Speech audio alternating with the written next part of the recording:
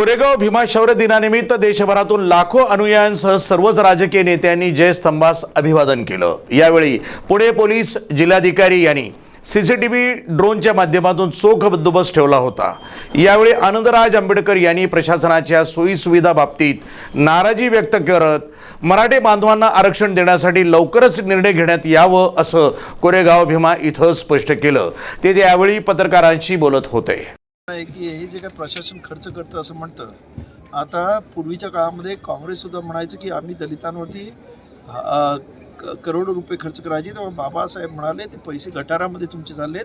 तसंच माझं या प्रशासनात सुद्धा सांगणं आहे, तुम्ही हा जो खर्च करता खरंच गटारामध्ये जातो, त्याचा कुठचाही फायदा आंबेडकरी अनुयायांना भेटत नाही। त्यामुळे आंबेडकरी अनुयायांना त्या कमिट्यांमध्ये घ्या आणि खऱ्या अर्थाने योग्य त्या पद्धतीनं या संपूर्ण कार्यक्रमाचं संयोजन आणि नियोजन करा, तर खरंच आंबेडकरी अनुयायी त्याबाबत धन्यवाद देईल। नाही, मराठा आणि ओबीसीचा जो वाद आहे तो खरं म्हणजे वाद नाही आहे, ते खरं म्हणजे राजकारणाचं मी समजतो। आणि आंबेडकरी जनतेचा गरीब मराठ्यांना आरक्षण मिळालं पाहिजे ही पूर्वीपासूनची भूमिका आहे। आणि त्यामुळं मराठा आणि आंबेडकरी जनसमुदाय यांच्यामध्ये कुठल्याही प्रकारचा वाद नाही।